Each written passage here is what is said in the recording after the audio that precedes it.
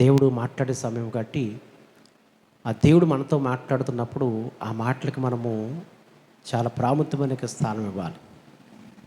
ఎప్పుడైతే దేవుడు మాటలకి మనం ప్రాముఖ్యమైన స్థానం ఇస్తాడో దేవుడు కనుదృష్టి మన మీద ఉంచుతాడంట. దేవుడు ఎస్ఏ గ్రంథంలో ఉంటుంది ఒక వాక్యం, తీయొద్దు. ఎస్ఏ గ్రంథంలో 66వ అధ్యాయంలో ఉంటుంది వాక్యం. నా మాట విని ఆ మాటకి ఎవడైతే వణుకుచున్నాడో వారి పట్ల నా కనుదృష్టి ఉంచుతానని చెప్పేసి అన్నాడు. ఎవరి పట్ల ఆయన కనుదృష్టి ఉంచుతాడంట? ఆయన మాట విని వెలిగిన హృదయముతో వణుకుచుండును వారి పట్ల ఆయన కనుదృష్టి ఉంచుతానని చెప్పేసి అన్నాడు. ధన్యశోత్ర హల్లెలూయా. కాబట్టి ప్రతి ఒక్కరు కూడా గ్రహించుకోవాల్సింది, తెలుసుకోవాల్సింది ఏంటంటే ఆయన మాటకి చాలా ప్రాముఖ్యమైన స్థానం ఇవ్వాలి. ధన్యశోత్ర. కాబట్టి ప్రతి ఒక్కరు కూడా దేవుని మాటలు శ్రద్ధగా వినాలి. అందుకని పదే చాలా చెప్తాను, వాక్యం విషయంలో మాత్రము అటు ఇటు తిరగకూడదు. అసలు పిల్లలు కూడా అటు ఇటు తిరగకూడదు, అల్లరి చేయకూడదు. ఎందుకంటే దేవుడు మాట్లాడుతున్న సమయం అది. శ్రద్ధగా దేవుని మాటలు వినాలి. ఎందుకంటే దేవుడు మాట్లాడుతున్నప్పుడు ఆ మాటలు ఎప్పుడైతే మనం శ్రద్ధగా విని ఆ మాట శ్రద్ధగా వింటామో ఆ మాట మన యొక్క హృదయంలో కార్యశుద్ధి చేస్తుందట.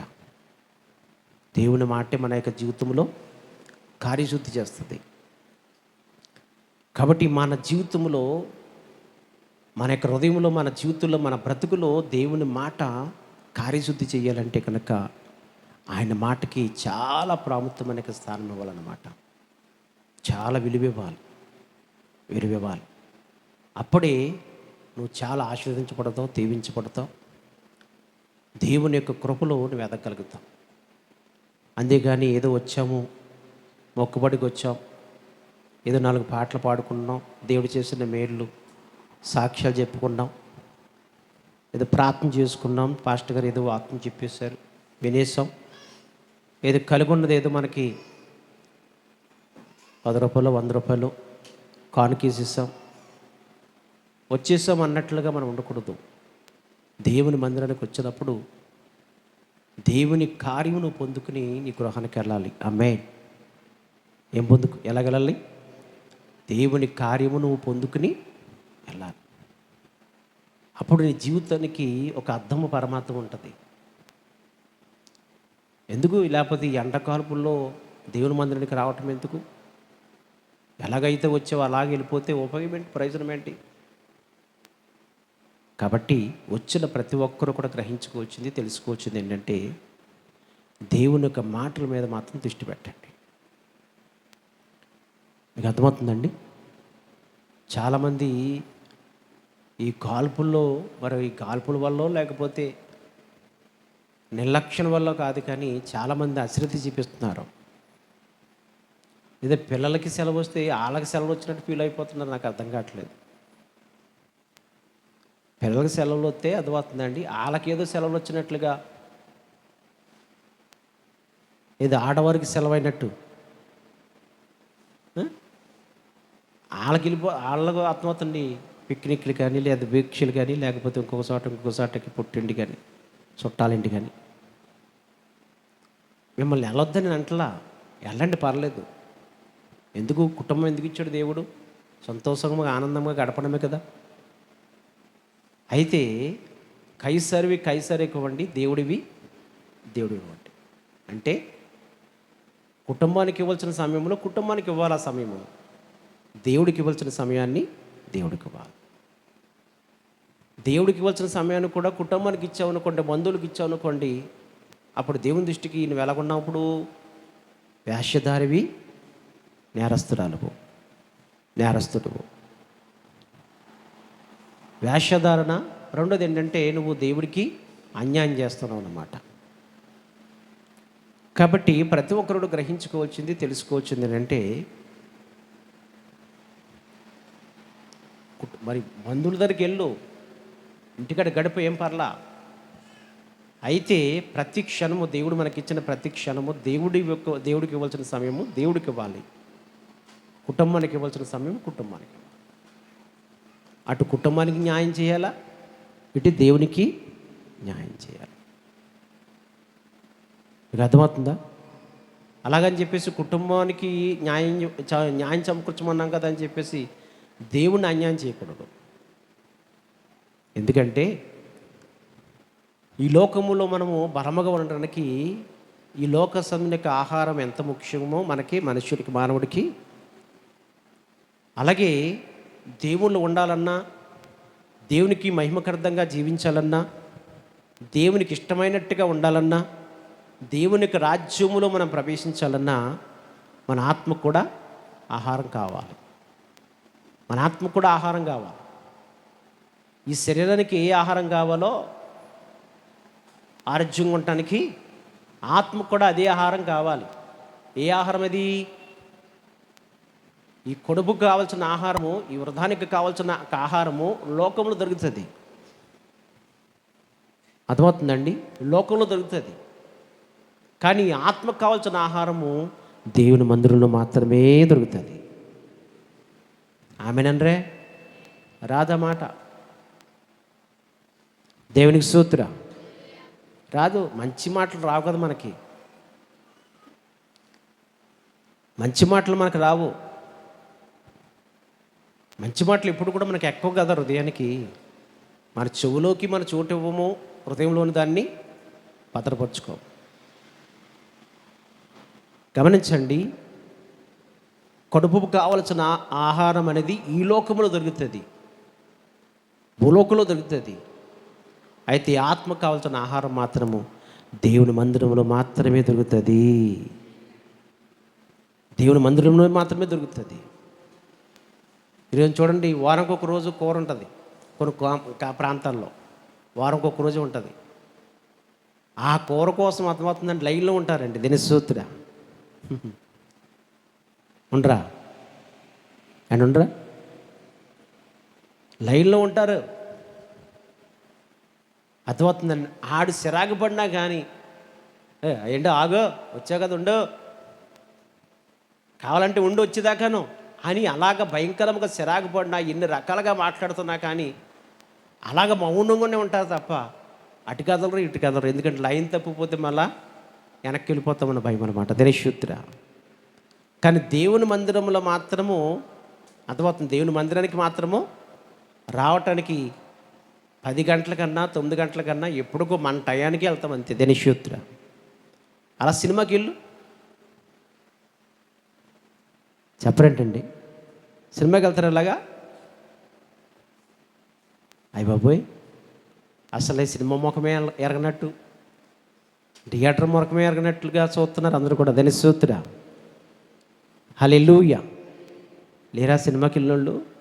ఇప్పుడు కాదులేండి, ఒకప్పుడు. దేవునికి స్తోత్ర.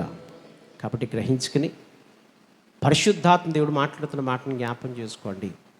ఎందుకంటే ఈ రోజున దేవుని కృపలో మనం ఎదగటానికి, దేవునికి దగ్గర అవ్వటానికి, దేవునికి ఆశీర్వాదాలు అనేవి, దేవునికి దీవులు అనేవి మనం పొందుకోవటానికి దేవుడు అనేక రకాలుగా భక్తి విషయంలో దేవుడు మనకు బయలుపరుస్తూ ఉంటాడు. భక్తి విషయంలో అనేక రకాలుగా దేవుడు బయలుపరుస్తూ ఉంటాడు అన్నమాట. భక్తి విషయంలో గమనించండి. ఎందుకంటే యేసుప్రభు అంటాడు కదా, మన ప్రార్థన విషయాలు చూసుకుందాం. ప్రార్థన విషయాలు చూసుకుందాం. ఒక చోట ఏమని ఉంటుంది?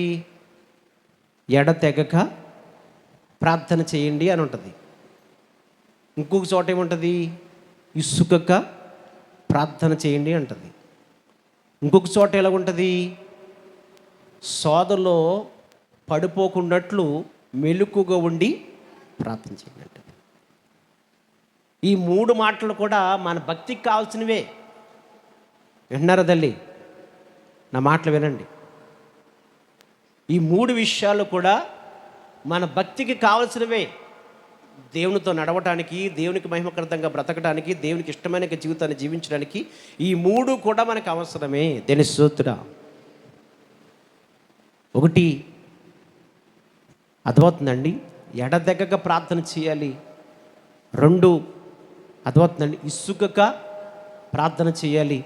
3, శోధనలో పడిపోకున్నట్లుగా మెలకుగా ఉండి ప్రార్థన చేయాలి. ఈ 3 కూడా దేవునికి దగ్గరగా ఉండడానికి, దేవుని కార్యాలు మనం పొందుకోవడానికి అవసరమే. అందుకనే భక్తి విషయంలో చాలా రకాలుగా దేవుడు మనకి చూపించాడు. దావీదు అంటాడు, నేను దేవునికి మందిరంలో ముమ్మారు ప్రార్థన చేసేదని అంటాడు. ముమ్మారు ప్రార్థన చేసేదని అంటాడు.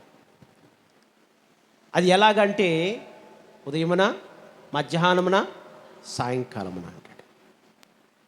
ఇంకొక చోట అంటాడు, నేను 7 మార్లు దేవుణ్ణి కీర్తించుదును అంటాడు. 7 మార్లు దేవుణ్ణి స్తుతించుదును, దేవుని కీర్తించుదును అంటాడు. ఇలాగ మనం పరిశుద్ధ గ్రంథము మనము భక్తి విషయంలో, భక్తి పెంచుకుంటాం విషయంలో, దేవునికి దగ్గరగా ఉండటం విషయంలో చాలా విధాలుగా పరిశుద్ధాత్మ దేవుడు మనకు బయలుపరిచాడు. ఏమ్మా వింటున్నారా? మీకు ఒకటే చెప్తున్నాను, పరిశుద్ధ గ్రంథంలో ఉన్న మాటలు వినండి బాబు. పరిశుద్ధ గ్రంథంలోని మాటలు మంచిని మనము అప్లై చేసుకోవాలా, మంచిని తీసుకోవాలి. దీంట్లో మంచి ఉంది, చెడు ఉంది.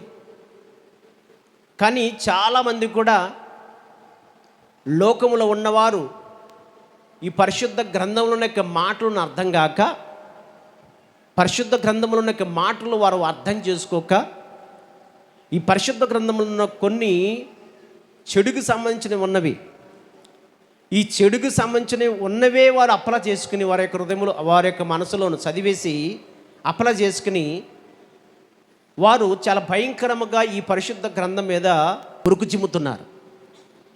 వారు కేవలము పరిశుద్ధుని కూర్చున్న జ్ఞానము లేకే వారు భయంకరముగా మాట్లాడుతూ ఉన్నారు. అర్థమవుతుందండి? మనం నిత్యం వాడుతున్నాము కదా, ఏంటిది? ఆలోచించండి. పాలు తాగుతున్న చెడ్డ బిడ్డ మొదలుకుని పొల్లుడిపోయిన ముసలివాడుతో సైతము కూడా ప్రతి ఒక్కరి చేతిలో ఉన్నది ఏంటి తెలుసా? ఏమ్మా? సెల్. ప్రతి ఒక్కరిలో ఏంటికి పాలు తాగుతున్న పిల్లోడు కూడా దానికి అలవాటు పడిపోయి ఈ రోజున. దేవుని స్తోత్ర. పాలు తాగుతున్న బిడ్డ కూడా, ఎందుకంటే అది చూపిస్తేనే పాలు తాగుతున్నాడు. అది చూపించకపోతే అర్థమవుతుందండి, పాలు విడిచిపెట్టేస్తున్నాడు. అంత భయంకరముగా ఈ రోజున టెక్నిక్లు ఈ లోకములో మానవుడు కనుగొన్నాడు. కానీ నేను ఒకటి చెప్తున్నాను, ఆ సెలలో కూడా మంచి ఉంది, చెడు ఉంది. మంచి ఉంది, చెడు ఉంది. అయితే ఇప్పుడు ఆ చెల్ల చూస్తున్నప్పుడు కూడా మంచిని మనం తీసుకున్నప్పుడే మనం ప్రతి విషయంలో కూడా ఒక లోకములో సురక్షితముగా, క్షేమంగా ఉండగలుగుతాం, ఆరోగ్యకరంగా ఉండగలుగుతాం. దాంట్లో చెడు తీసుకున్నాం అనుకోండి, ఆ చెడుని బట్టి మన జీవితాలు కూడా పాడైపోయినాయి జీవితాలు ఉన్నాయి. కొంతమంది అయితే చెడుని తీసుకుని, చెడుని హృదయంలో పెట్టుకుని, ఆ చెడుని నెరవేర్చడానికి వారి జీవితాలు కూడా నాశనం చేసుకున్న వారు చాలామంది కూడా ఉన్నారు. ధనిషోత్ర చాలామంది ఉన్నారు. పాడైపోయిన వారు, చనిపోయిన వారు కూడా ఉన్నారు. ధనిషోత్ర. కాబట్టి ఇంక మనం గమనించవలసింది ఏంటంటే, పరిశుద్ధ గ్రంథములో ఉన్న పరిశుద్ధ గ్రంథము దాంట్లో చెడు ఉంది, మంచి ఉంది. చెడు ఉంది, మంచి ఉంది. చెడు మంచి ఎందుకు పెట్టాడు పరిశుద్ధ గ్రంథములో అంటే, అర్థమవుతుందండి? ఏదేను తోట ఉంది, ఆ ఏదేను తోటలో శాపానికి సంబంధించిన ఒక వృక్షం కూడా ఉంది. ఏదేను తోటలో మంచికి సంబంధించిన వృక్షాలు ఉన్నాయి, ఆరోగ్యకరమైన వృక్షాలను మించిన పండ్లు ఉన్నాయి. అలాగే మరణానికి సంబంధించిన వృక్షం కూడా అక్కడ దేవుడు పెట్టాడు. కాబట్టి పెట్టిన తర్వాత ఏమన్నాడు దేవుడు? ఏదేము తోటలో ఉన్న వృక్షానికి సంబంధించిన పళ్ళన్నీ కూడా తినండి, కానీ ఏదేని తోటలో మధ్యన మాత్రం ఒక వృక్షం పెట్టాను, ఆ వృక్షానికి సంబంధించిన పళ్ళు మాత్రము తినవద్దు, అది తిని దినమున సస్తావు అని చెప్పాడు దేవుడు. అలాగే పరిశుద్ధ గ్రంథంలో మంచి పెట్టాడు, చెడు పెట్టాడు.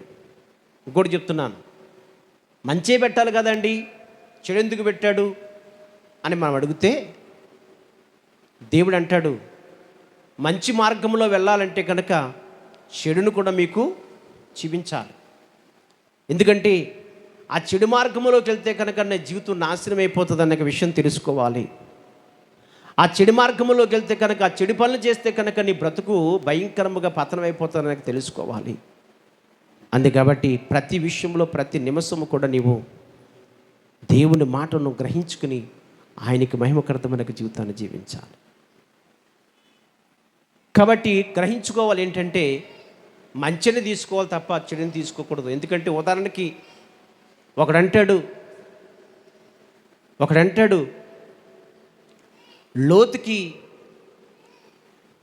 లోతుతోటి తన కన్నబిడ్డలే లోతుని, అంటే తండ్రితో పడుకున్న యొక్క సిచ్యువేషన్ ఉంది బైబిల్లోనూ. ఒక తండ్రితోటి తన ఆడబిడ్డలే పడుకున్నట్లుగా మరి పరిశుద్ధ గ్రంథంలో ఉంది. అది బూతులకు పుస్తకము అని చెప్పేసి బయట ఎవడో అంటున్నాడమన్నా అర్థమవుతుందండి. మరి అది చెడు ఎందుకు పెట్టాడు ప్రభువు అంటే ఆ చెడు చేయొద్దని. అర్థమవుతుందండి. అందుకని చూడండి, ప్రతి ఒక్క గవర్నమెంట్కి సంబంధించిన యొక్క ఆఫీసుల్లో, పోలీస్ స్టేషన్లో కావచ్చు, చాలా చోట్ల కొన్ని చోట్ల ఉంటాయి 3 బొమ్మలు. ఏంటది? చెడు చూడొద్దు, చెడు వినొద్దు, చెడు మాట్లాడొద్దు. మీకు అర్థమవుతుందా? చెడు చూడొద్దు, అద్వతను వినొద్దు, చెడు మాట్లాడొద్దు అని చెప్పేసి ఆ 3 బొమ్మలకి అర్థం పెట్టారు. ఇలా మనము అర్థమవుతుందండి. దేవుడు అనేక విషయాల్లో అనేక రకాలుగా దేవుడు బయలుపరుస్తున్నాడు అన్నమాట. ఎందుకంటే ఆ బయలుపరుస్తున్న దాంట్లో మనం గ్రహించుకోవాల్సింది, తెలుసుకోవాల్సింది, అనుసరించవలసింది ఏంటి తెలుసండి? మంచిని అనుసరించాలి, చెడును అసహించుకోవాలి.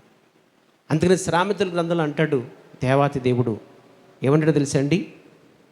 యెహోవా యందు భయభక్తులు కలిగి నీళ్ళున్న చెడుతనాన్ని అసహించుకోండి అంటాడు. ఏమంటాడు? యెహోవా యందు భయభక్తులు కలిగి నీళ్ళున్న చెడుతనాన్ని అసహించుకోండి అన్నాడు. ఎందుకు అసహించుకోవాలన్నాడు? దేవునికి స్తోత్ర. మీకు ఏమైనా అర్థమవుతుందా? ఇంట్రెస్ట్ ఉందా అసలు వాక్యం మీద? అమ్మా ఇంట్రెస్ట్ ఉందా? మరి ఇంట్రెస్ట్ ఉన్నప్పుడు అటు ఇటు చూడొద్దు, నా వైపు చూస్తూ వాక్యం అనండి. గమనించండి, దేవుడు మాట్లాడుతున్న మాట ఏంటంటే యెహోవా యందు భయభక్తులు కలిగి నీళ్ళున్న చెడుతనాన్ని అసహించుకోండి అన్నాడు. ఎందుకు అసహించుకోమన్నాడు? నీళ్ళున్న చెడుతో ఎందుకు అసహించుకోమన్నాడు అంటే మనలో చెడు ఉంటే కనుక మనకే ప్రమాదం, అది మనకే అపాయము. మనలో చెడున్నా, చెడు భావాలున్నా, చెడు ఆలోచనలున్నా, చెడు తలంపులున్నా, చెడు ఉద్దేశాలున్నా, చెడు ఊహలున్నా, చెడు యొక్క మాటలున్నా, కానీ ఆ చెడి మన జీవితాన్ని, మన బ్రతుకుని నాశనం చేస్తుందన్నమాట. నాశనం చేసి ఆ చెడు తీసేసుకోమన్నాడు దేవుడు. ఆ చెడుని తీసుకుంటే అప్పుడు సమస్తము నీకు మంచి జరుగుతుంది. ఏమన్నాడు కిందకి? యెహోవా యందు భయభక్తులు కలిగి నీళ్ళునక చెడుతను తీసేసుకో, అప్పుడు మీ దేహమునకు ఆరోగ్యమును, మీ ఎముకలకు శక్తి అనుగ్రహించబడుతుంది అన్నాడు. చెడుని అసహించుకుని మంచిని హృదయంలో పెట్టుకుంటే, మంచిని నీ మనసులో పెట్టుకుంటే, మంచిని అనుసరిస్తే కనుక నీకు ఆరోగ్యమును, నీ ఎముకలకు శక్తి అనుగ్రహించబడుతుంది. కాబట్టి దేవుని మాటలు వింటున్న సహోదరి సహోదరుడా, దేవుడు నీతో మాట్లాడుతున్నప్పుడు ఆ మాటలో నీలో అంటే మనలో ఏదైనా చెడుకి సంబంధించింది ఏదైనా వచ్చిందనుకోండి, ఆ చెడుకి సంబంధించింది ఏదైనా వచ్చిందే కనుక ఆ మాటను బట్టి మనం జీవితాలు సరిచేసుకోవడానికి ప్రయత్నం చేయాలి. అది మనలో నుంచి తీసేసుకోవడానికి ప్రయత్నం చేయాలి. అప్పుడే నువ్వు ఎదగగలుగుతావు, దేవుని ఆశీర్వాదం పొందుకోగలుగుతావు. దేవునికి దేవుళ్ళు నీకు నీ కుటుంబానికి అనుగ్రహించబడును కాక. కాబట్టి భక్తి విషయంలో మనం ఎదగటానికి కొన్ని విషయాలు దేవుడు మనకు బయలుపరుస్తాడు. కాబట్టి